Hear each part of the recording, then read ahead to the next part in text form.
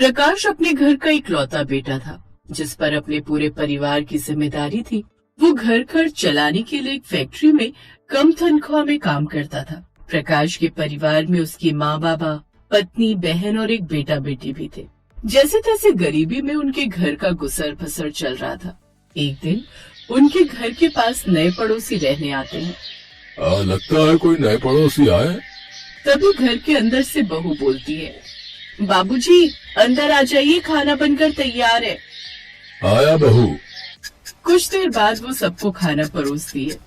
अपने पड़ोस में जो बंगला खाली है ना, वहाँ कोई बड़ी सी गाड़ी से लोग रहने आए हैं। पड़ोसी होने के नाते हमें उन्हें खाने के लिए पूछना चाहिए। अजी वो अमीर लोग हैं, हम गरीबों के हाथों से रोटी थोड़ी न खाएंगे, वो भी ऐसी रूखी सूखी रोटी। सभी लोग जैसे तैसे वो रूखी सूखी रोटी खाते हैं, लेकिन जब संध्या खाना खाने बैठती है तो खाना खत्म हो चुका था। अरे खाना तो खत्म हो गया, कोई बात नहीं, पानी पीकर ही सो जाती हूँ।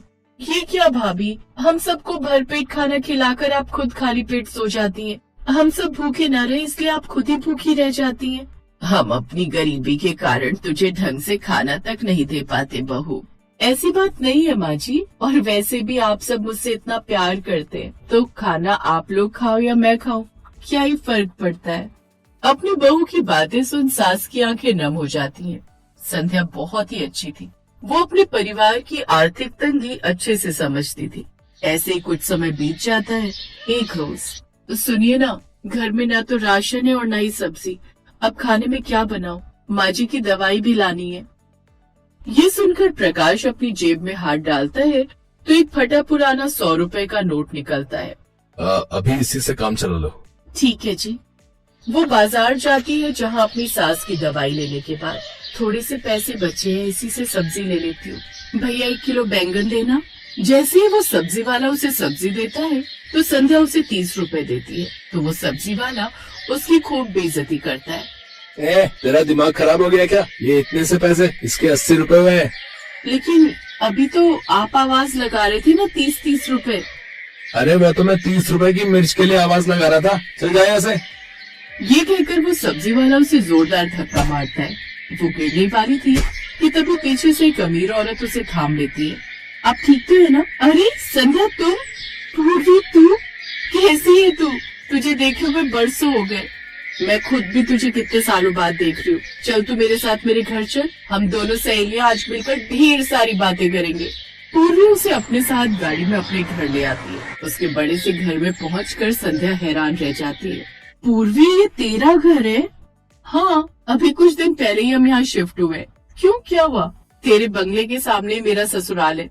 ये भी कैसा इत्तेफाक है ना पूर्वी, एक वक्त पर हम कितनी अच्छी सहेलियां थी और आज हम पड़ोसन हैं। तू खुश तो है ना संध्या? हाँ, मैं बहुत खुश हूँ। काश मैं तुझे बता पाती कि मैं आज भी गरीबी की उसी दहलीज पर हूँ जहाँ मैं शादी से पहले थी। कुछ देर बाद वो घर लौट आती है, जहाँ सभी उदास बैठे हुए थे। अरे क्या हुआ, आप सब इतने दुखी क्यों लग रहे हैं? और प्रकाश जी, आप इतनी जल्दी घर लौट आए? हम गरीबों पर ना जाने कब तक भगवान दुखों का ढेर लगाता रहेगा। बहू प्रकाश को उसके काम से निकाल दिया है उसके मालिक ने। क्या? ये भगवान, ये क्या हो गया? घर में तो आटा भी थोड़ा सा ही बचा है। तभी पूर्वी उसके दरवाजे पर आती है। संध्या, संध्या कहाँ है? तू ये देख, मैं तेरे लिए क्या लाई हूँ। अरे ये तो पूर्वी है। वो अंदर आ गई और हम सबको ऐसा खाना खाते हुए देख लिया तो बहुत दुख होगा उसे, इसलिए वो खुद ही जल्दी से दरवाजे पर जाती है और सब्जी पकड़ लेती है। हाँ कहो पूर्वी, वो मैंने अपने पति के लिए शाही पनीर की सब्जी बनाई थी, फिर याद आया तुझे भी ये बड़ी पसंद है, इसलिए तेरे लिए भी ले आई। ओह अच्छा, शुक्रिया।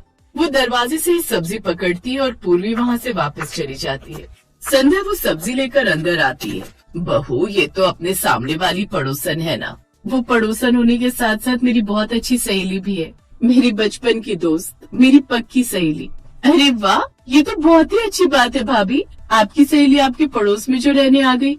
माँ सब्जी दो ना, इसमें से तो बहुत अच्छी खुशबू आ रही है। हाँ बेटी, अभी देती हूँ। संध्या सभी को वो सब्जी परोसती है। आज पहली बार गरीब ससुराल वालों ने इतनी अच्छी सब्जी खाई थी। वो सभी वो सब्जी खाकर बड़े खुश थे। उधर पूर्वी अभी भी संध्या के बारे में सोच रही थी। कुछ तो बात है जो संध्या मुझसे छुपा रही है।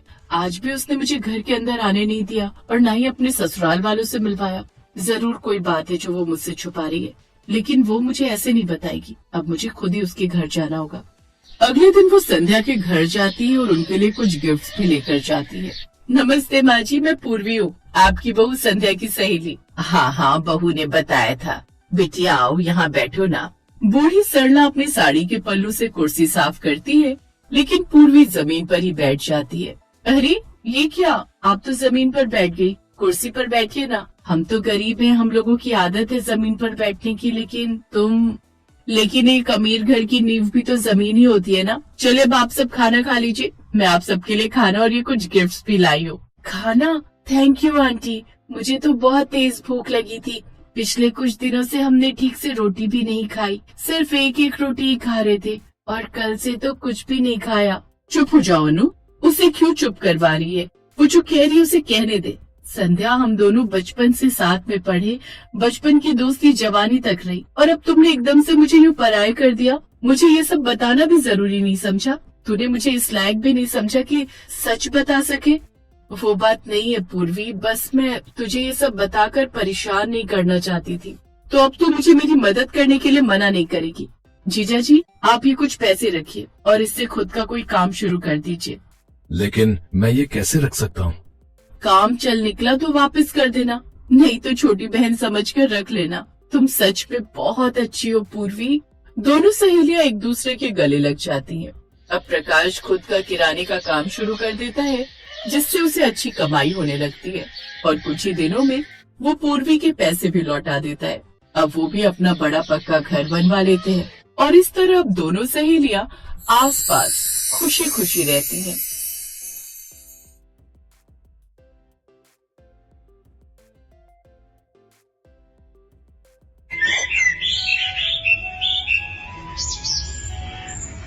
जल्दी खोलना, क्या लाई है आज? वही रोज की तरह आलू की सब्जी और रोटियां। वाह यार, तेरी मम्मी कितनी टेस्टी सब्जी बनाती है। ला, तू अपना टिफिन मुझे दे दे। रुक, तू ये रोज रोज मेरी आलू की सादी सब्जी और रोटी क्यों खाती है? क्यों खाती हूँ का क्या मतलब? मुझे टेस्टी लगती है। ले, तू मेरा टिफिन खा ले। अच्छा, क्या लाई है आज तू? मुझे नहीं पता, खुद खोल के देख ले। अरे वाह, पनीर के पराठे। आना, दोनों मिलके खाते हैं। तू खा यार, मैंने तो परसों ही खाए थे। मैं तो तेरा ही टिफिन खाऊंगी। ये कहानी है इन्हीं दो सहेलियों की, गरिमा और अंकिता। गरिमा गरीब घर से थी और उसके पिता मजदूरी किया करते थे, जबकि अंकिता एक अमीर सेठ की बेटी थी जो कि एक फैक्ट्री के मालिक थे। अंकिता जानबूझकर रोज गरिमा के टिफिन से ही खाना खाती थी और उसे अपना टिफिन दे देती थी ताकि गरिमा भी अच्छा खाना खा सके। फिर एक दिन, अंकिता सुन, कल मैं कॉलेज नहीं आऊंगी। हैं? पर क्यों? तेरे बिना मेरा दिल कैसे लगेगा यार? वो मुझे पापा के साथ एक रिश्तेदार के यहाँ जाना है, जरूरी है। अच्छा, कोई लड़के वड़के का चक्कर तो नहीं है? हट पगली, ऐसा कुछ भी नहीं है। वो पापा के चाचा है ना, वो बहुत बीमार है, तो पापा के साथ बस उन्हें ही देखने जाना है। अच्छा, परसों तक तो आ जाएगी ना? हाँ, मैं कल शाम को ही लौट आऊंगी, तू चिंता मत कर। अच्छा तो चल फिर एक काम करते हैं, मैं शाम को तेरे घर आती हूँ, साथ में गोलगप्पे खाने चलेंगे, क्या बोलती है? डन, बट टाइम से आ जाना, हर बार लेट करती है तू।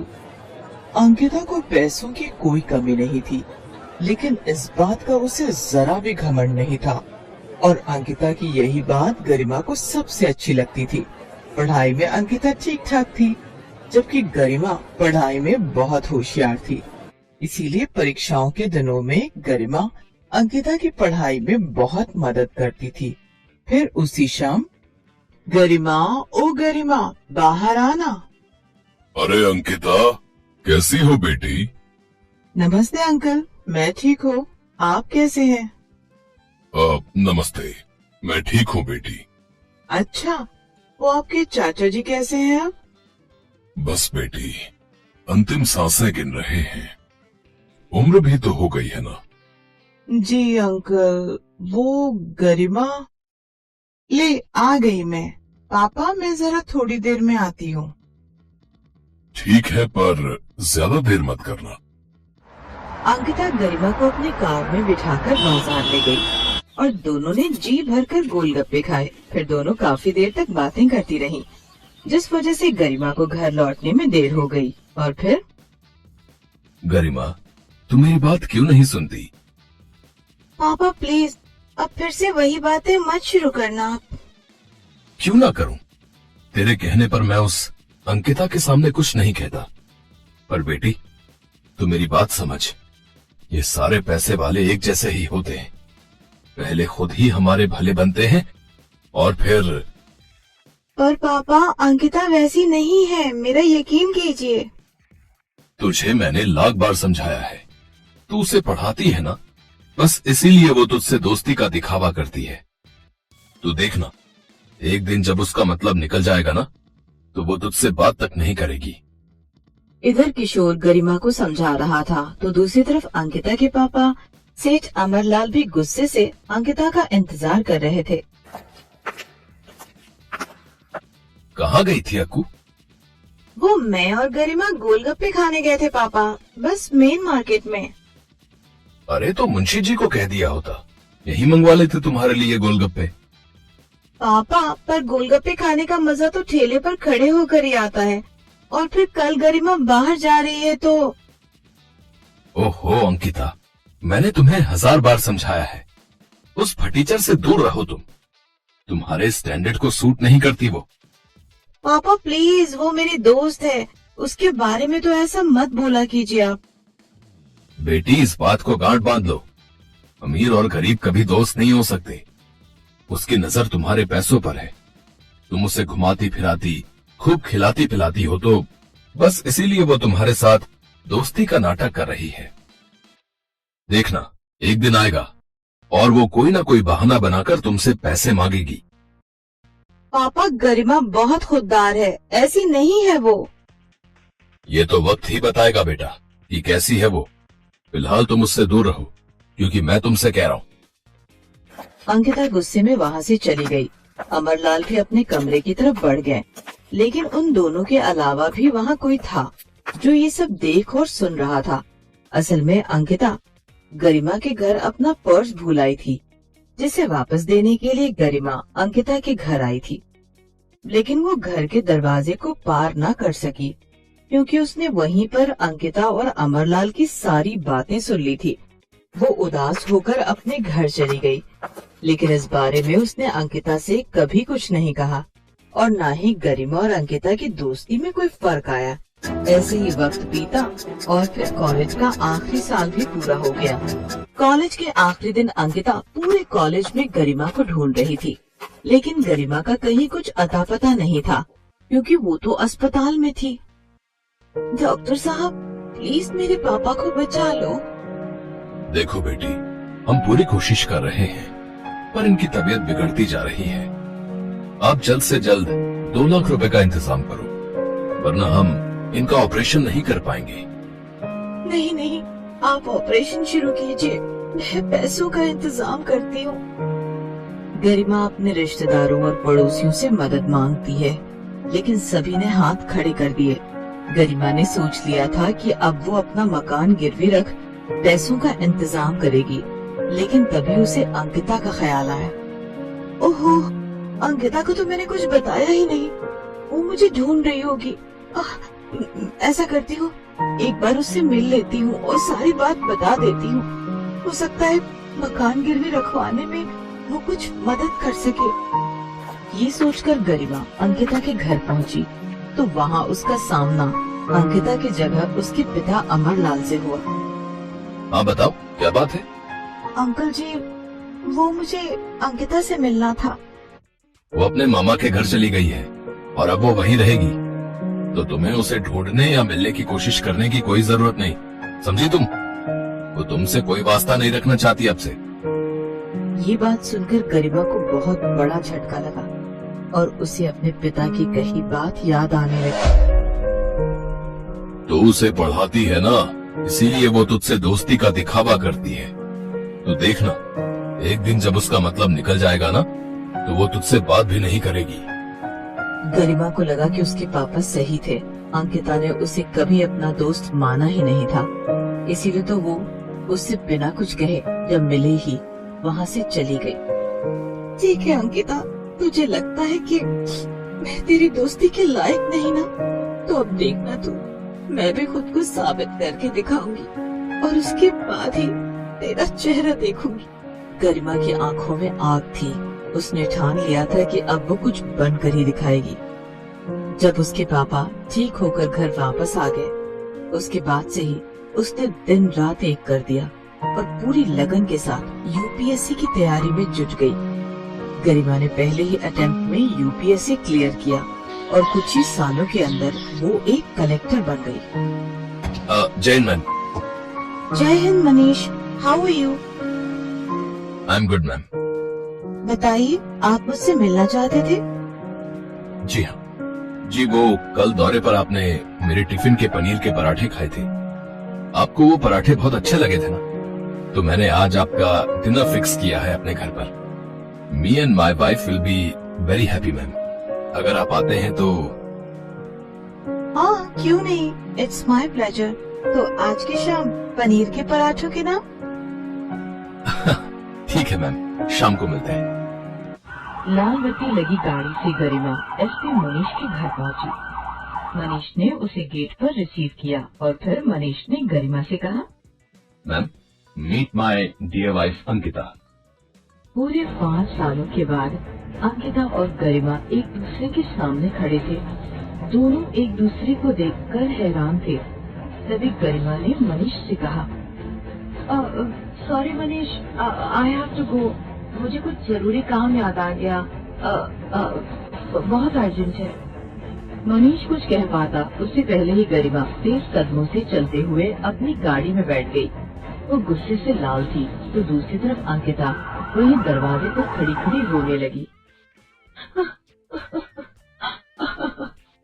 इस बात को कई दिन बीत गए। फिर एक दिन जब किसी जगह दंगे की स्थिति पैदा हो गई थी, तो मनीष वहाँ सिचुएशन को कंट्रोल करने में लगा था। लेकिन तभी एक दंगाई ने मनीष पर एक हथियार से हमला कर दिया। मनीष को फौरन अस्पताल में भर्ती कराया गया और इत्तेफाक ये था कि वो अस्पताल उसी ठीक इलाके में था जहाँ कभी गरिमा और अंकिता रहा करते थे। मनीष के घायल होने की खबर सुनते ही गरिमा और अंकिता फौरन अस्पताल पहुँचे, पर पहले अंकिता अस्पताल पहुँची। डॉक्टर साहब, प्लीज प्लीज मेरे पति को बचा लीजिए। देखिए वो एक मिनट बेटा, आपको मैंने पहले कहीं देखा है। आप तो वही हो ना जिसने उस दिन उस गरीब की मदद की थी? हाँ, अंकिता, यही है ना आपका नाम? हाँ जी सर, पर आपने वो बात किसी को बताई तो नहीं ना? नहीं बेटी, पर तुम्हारी दोस्त आई थी बाद में। उसके हाथ में पैसे थे। सुना है अपने पिता को बचाने के लिए उसने अपना घर गिरवी रखा था, पर तुम्हारी मदद की वजह से उसका घर बिकने से बच गया।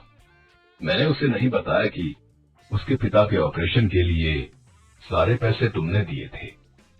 नहीं सर, वो मेरे पापा के पैसे थे। अपनी दोस्त के पापा की जान बचाने के लिए असल में मुझे अपनी दोस्ती गिरवी रखनी पड़ी। पहले अपनी प्यारी दोस्त खो दी, लेकिन अब अपने पति को नहीं खो सकती मैं। प्लीज डॉक्टर साहब, मेरे पति को कुछ नहीं होना चाहिए, वरना मैं नहीं जी पाऊंगी। ये कहकर अंकिता रोने लगी। लेकिन तभी उसके कंधे पर किसी ने हाथ रखा। अंकिता ने पलटकर देखा तो वो गरिमा थी। तेरे साथ भगवान कभी कुछ गलत नहीं कर सकता, क्योंकि हमेशा तू ही सही थी मेरी बहन। गरिमा की बात सुनकर अंकिता फौरन उसके गले लग गई और उन दोनों को देखकर मनीष भी मुस्कुरा दिया। इसे डॉक्टर साहब ने पहले ही खतरे से बाहर बताया था। Best buddies.